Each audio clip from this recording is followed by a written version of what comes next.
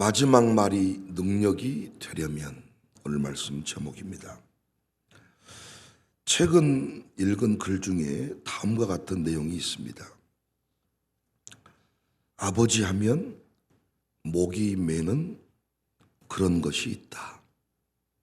나이가 들어가면서 주름이 생기고 똥배가 나오고 멋을 내기보다는 가족을 위해서 아무렇게나 걸치고 살아가는 그런 아버지가 있다.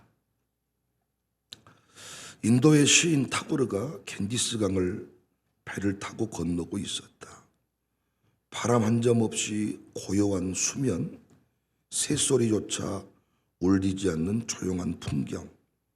그때 돌연 물고기 한 마리가 펄쩍 뛰어올라 고요를 깼다. 고요를 깨며 배를 가로질러 강 건너편으로 사라졌다. 이때 타고르가 이것이 자연이로구나 감탄을 하였다. 하지만 뱃사람은 아이고 아깝다. 물고기가 배 안에 떨어졌더라면 좋았을 텐데 소리쳤다. 역시 타고르는 시인 고매하다. 뱃사람은 야만인 속물인가? 그렇게 말해서는 안 된다. 아버지 마음에는 자식 목구멍에 밤 넘어가는 소리가 겐지스강에서 피어나는 그 어떤 시상보다 청아하다. 배고픈 내 새끼 밥 먹는 일이라면 속물이 되어도 좋다. 누더기를 입고 살아도 좋다. 내 새끼만 잘 키울 수 있다면 이게 아비의 마음입니다. 누군가 아버지가 누더기를 걸치면 자식은 모른 척하지만 아버지는 자식을 끝까지 책임지고 사랑한다. 이런 말을 했습니다.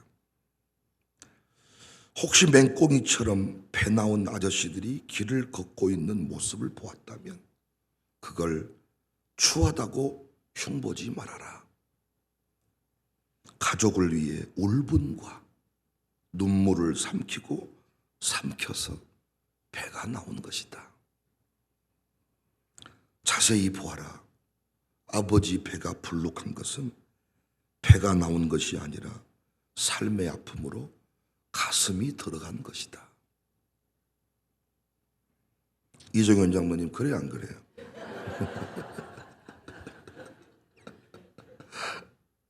배가 나온 게 아니라 가슴이 들어간. 이제 오늘 본문은 앞장에서 아버지 다윗이 유언을 하잖아요. 마지막 남긴 유언의 내용 기억하시죠? 참 믿음의 고백이었습니다. 힘써 대장부가 되라. 하나님의 말씀을 떠나지 말고 말씀대로 행해라. 그러면 형통할 것이다. 열왕기상 2장 2절 3절. 내가 이제 세상 모든 사람이 가는 길로 가게 되었노니 너는 힘써 대장부가 되고 내 하나님 여호와의 명령을 지켜 그 길로 행하여 그 법률과 계명과 율례와 증거를 모세의 율법에 기록된 대로 지키라. 그리하면 내가 무엇을 하는지 어디로 가든지 형통하리라. 다윗이 더 이상 아들을 지켜줄 수 없게 되었잖아요. 그에 대한 걱정이 있었겠잖아요. 그때 다윗이 가슴으로 고백하는 말입니다. 나는 너를 떠나지만 전능하신 하나님이, 크신 하나님이 너와 함께 할 것이니 너는 걱정할 것이 없다. 두려워하지 말아라. 하나님의 말씀 붙들고 대장부로 살아라. 멋진 믿음의 말입니다. 여러분과 저도 도전받아서 꼭 죽을 때 이 정도 수준의 고백을 남기고 죽을 수 있기를 바랍니다. 우리가 인생을 살면서 언제 두려워집니까? 언제 찌질이가 됩니까? 돈 떨어지면 찌질해집니까? 언제 찌질해집니까? 승지 못하면 찌질해집니까? 아닙니다. 말씀을 버리고 말씀을 등졌을 때 세상에서 가장 찌질한 사람이 됐습니다. 말씀을 버리고 말씀을 등지며 살았을 때가 내 인생에 가장 부끄러운 스토리를 남길 때입니다. 말씀을 믿고 말씀을 의지하고 말씀대로 살아냈을 때 여러분과 저는 가장 멋진 인생을, 강력한 인생을 살 수가 있었습니다. 모세가 죽고 두려워하는 여호수아에게 하나님이 했던 말씀도 동일합니다. 너는 이제 가나안 땅을 정복해야 되니 군인을 정비하고 무기를 갖추어라 말하지 않았습니다. 여호수아 1장 7절. 오직 강하고 극히 담대하여 나의 종 모세가 내게 명령한 그 율법을 다 지켜 행하고 우르나 자르나 치우치지 말라. 그리하면 어디로 가든지 형통하다. 이 율법책을 내 입에서 떠나지 말게 하며 주야로 그것을 묵상하여 그 안에 기록된 대로 다 지켜 행하라. 그리하면 내 길이 평탄할 것이다. 형통할 것이다. 하나님이 군사를 준비해라, 물자를 준비해라. 아니, 말씀을 믿고 말씀대로 행해라. 훗날 솔로몬이 자신의 아버지를 추억합니다. 아버지에 관하여 기록합니다. 그게 오늘 본문입니다. 뭐라고 말했습니까? 솔로몬이 이르되 주의 종 내 아버지 다윗이, 내 아버지 다윗이, 중요한 얘기입니다. 성실과 공의와 정직한 마음으로 주와 함께 주 앞에서 행함으로 주께서 그에게 큰 은혜를 베푸셨고 주께서 또 그를 위하여 이 큰 은혜를 항상 주사 오늘과 같이 그의 자리에 앉은 아들을 주었다. 아버지가 하나님을 잘 섬김으로 받은 은혜의 결과가 자신이라고 고백합니다. 근데 여기서 중요한 단어들이 나오죠. 성실, 공의, 정직한 마음, 주와 함께 주 앞에서 행함. 다윗이, 이 솔로몬이 기억하는 아버지의 모습입니다. 여기서 성실이 뭡니까? 우리 아버지는 성실한 아버지였다. 꾸준함, 부지런함. 우리 신앙으로 말하면 새벽 예배 나왔다 안 나왔다는 부모가 아니라 우리 아버지는, 우리 어머니는 어떤 상황에도 새벽 예배 한번 빠진 적이 없는 성실한 아버지였습니다. 성실한 어머니였습니다. 고백합니다. 아들이 기억하는 아버지는 성실한 아버지. 어떤 아버지는 지금도 성실해요. 회사에만 성실합니다. 어떤 아버지는 돈 버는 일에만 성실합니다. 비가 오나 눈이 오나 아버지는 단 한 번도 집에 놀아본 적이 없어. 대단한 아버지야. 그런데 그를 통해서 은혜의 간증은 없습니다.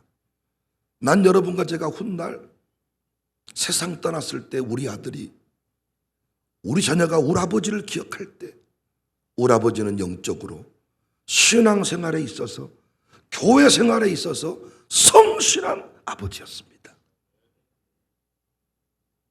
공의로운 아버지였다. 공의가 뭡니까? 기준에 차별이 없다는 거예요. 내 편이라고 좋은 판결, 대적이라고 나쁜 판결, 이렇게 하지 않았다는 거예요. 다윗은 왕이라고 힘을 가졌다고 함부로 기름 부은 자를 죽이고 원수를 갚고 이렇게 하지 않았다는 거예요. 우리의 문제는 뭡니까? 기준이 모호해. 이럴 때는 기도하자. 저럴 때는 기도한다고 된다냐? 남한테는 믿음이 있어야 된다. 그러나 내 새끼가 흔들리면 그럴 수도 있지. 팽목사랑 신앙생활 할 때는 야, 목사님 멋있다. 목사님 잘 섬겨야 된다. 또 목사가 바뀌니까 목사가 그것이 뭐다냐? 공의롭지 못해. 자기랑 친한 사람한테는 한없이 관대하고 자기가 싫어하는 사람한테는 한없이 불평하고. 난 여러분과 제가 훗날 세상을 떠났을 때 우리 아들들이, 우리 아버지는 공의로운 아버지였다고 평가할 수 있기를 원합니다. 정직한 마음. 우리 아버지는 정직한 마음을 가지고 살았다. 욕심에 붙들려 더러운 삶을 살지 않았다는 것입니다. 우리가 왜 더러워집니까? 욕심에 붙들리니까. 왜 헌금 관리하다가 사고 칩니까? 욕심에 붙들리니까. 돈에 우리가 돈 1,000만 원씩 헌금하면서 5만 원을 꽁친다니까요. 우리가 하나님 앞에 생명 건다고 하면서 10만 원에 무너진다니까요. 욕심입니다. 욕심. 왜 예배 못 드립니까? 욕심입니다. 새벽부터 일해야 된다는 것입니다. 욕심에 붙들린 아버지, 더러운 일을 합니다. 훗날 우리 아들, 딸들이 우리를 기억할 때 정직한 아버지였다 고백할 수 있기를 바랍니다. 주와 함께 주 앞에서 행했던 아버지였다. 주와 함께 무슨 말입니까? 왕이지만은 홀로 뛰지 않았다는 거예요.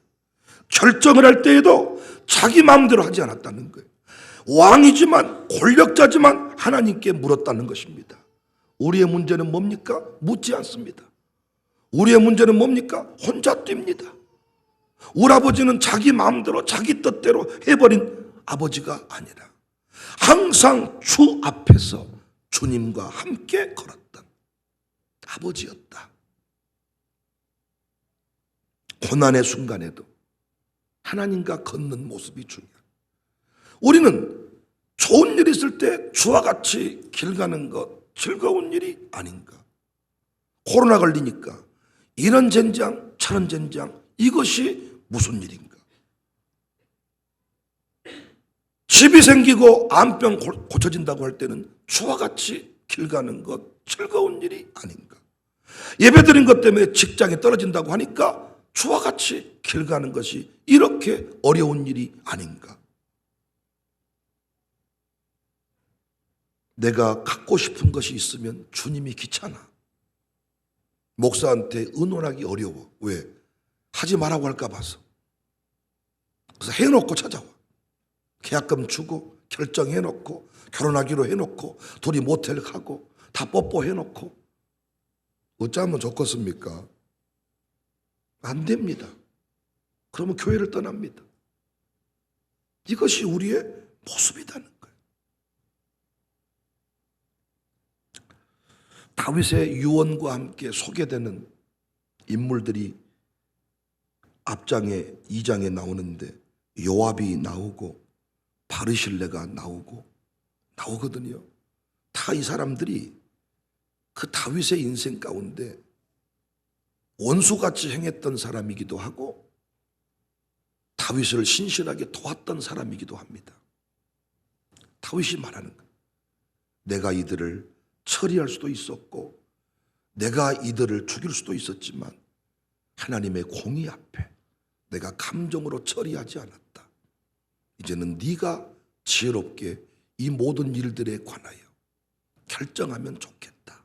그리고 특별히 열왕기상 2장 7절에 마땅히 길르앗 바리실레의 아들들에게 은총을 베풀어. 다윗을 도와주었던 사람이거든요.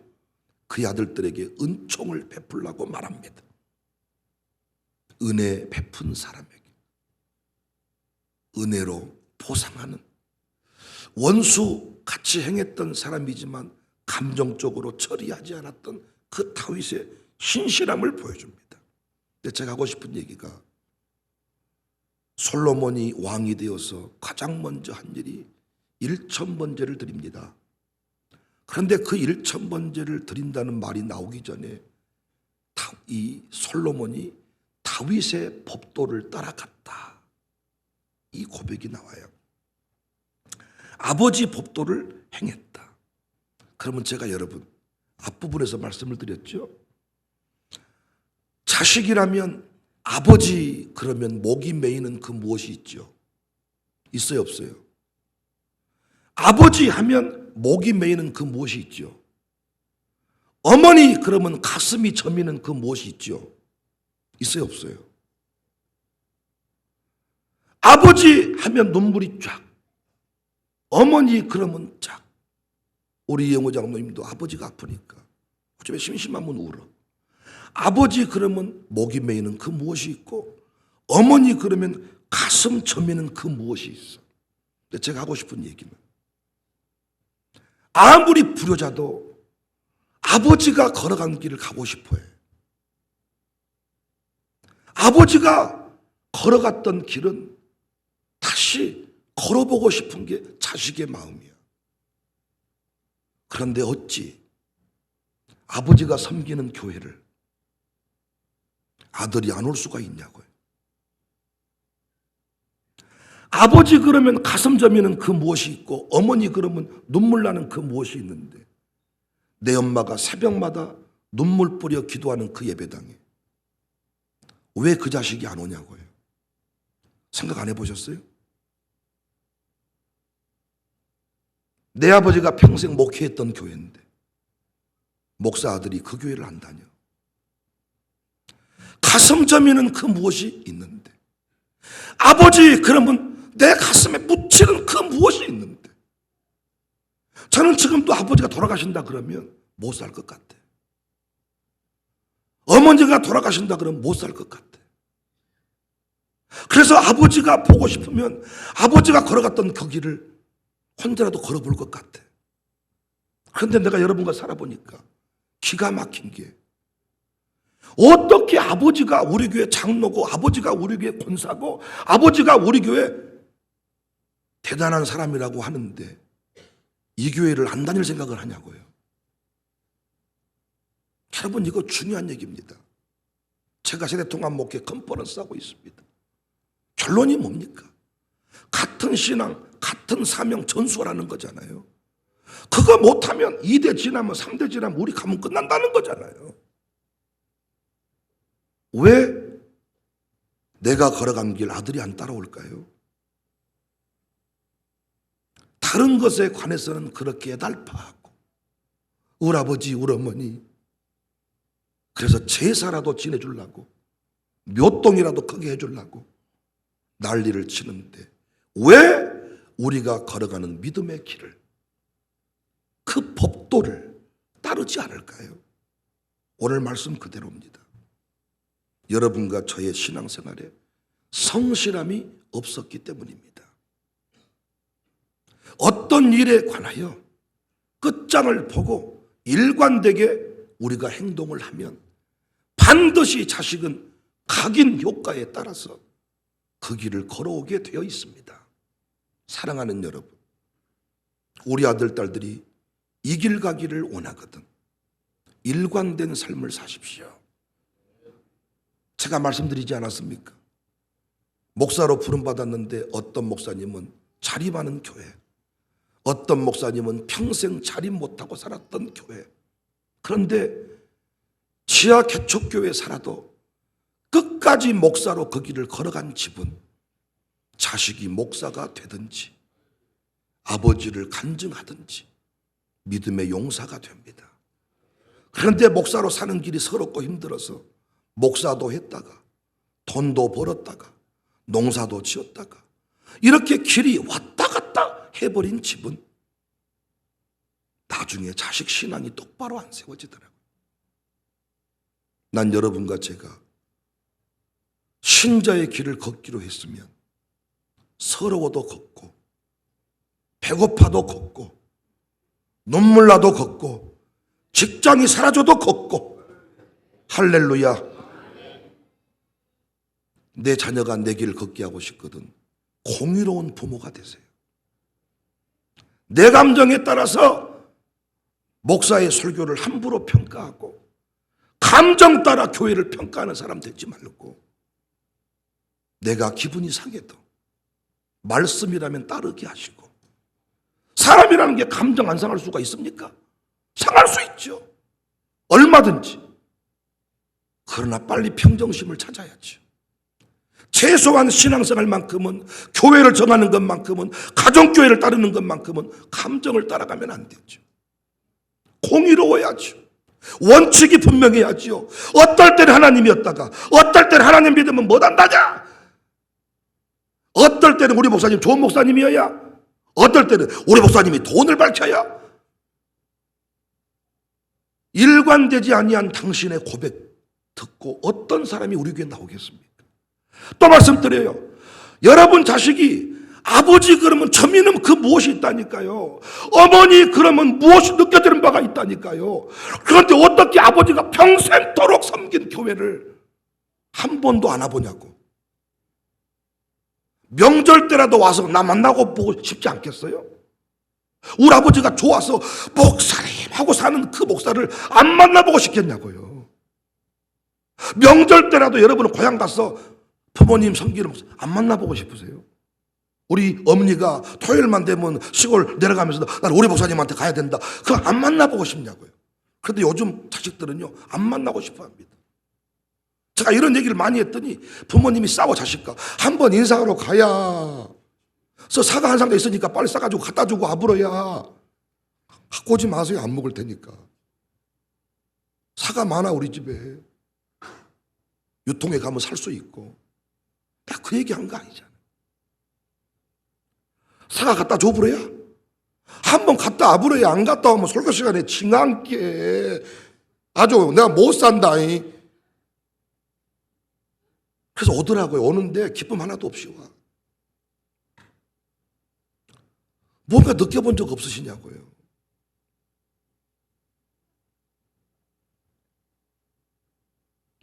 아버지가 누더기 옷을 입고 살아요. 아들들이 아버지에 대한 감정이 별로 크게 없습니다. 세월이 흘러서 아버지를 생각하면 가슴이 저며와. 많은 분들이 얘기하더라고. 아버지 그 떠났을 때 아버지가 세상 떠났을 때 그 허전함을 잊을 수가 없다. 정직하지 않아서 그래요. 우리가 정직하지 않아서 욕심에 붙들려서 하나님을 섬기니까 돈 벌기 위해 하나님 필요했던 거예요. 자식이 압니다. 결혼할 때 욕심에 붙들려서 원칙을 깨버린 부모님을 보고 실망했던 거예요. 대학 얘기할 때, 직장 얘기할 때 욕심에 붙들려 이야기했던 부모님께 실망한 거예요. 그래서 그 길을 따르지 않는 것입니다. 주와 함께 걷는 줄 알았는데 고난을 만나니까 주와 함께 걷지 않아. 엄마 왜 교회 안 가? 지금은 코로나 때문에 못 간다. 엄마 오늘은 새벽 예배 또 왜 안 갔어? 기분 나빠서 못 가겠다. 술 먹고 온 아들이 말한대. 엄마 오늘은 새벽 기도 왜 안 갔어? 엄마 기도 왜 안 해 요즘에? 엄마 요즘에는 왜 또 교회 안 가? 열받아서 못 가겠다. 교회 또 옮겼어? 못 썩어서 옮겼다. 그러니까 사명을 따라서 무엇인가 움직인 게 아니고 엄마 마음이야. 아버지 마음이고.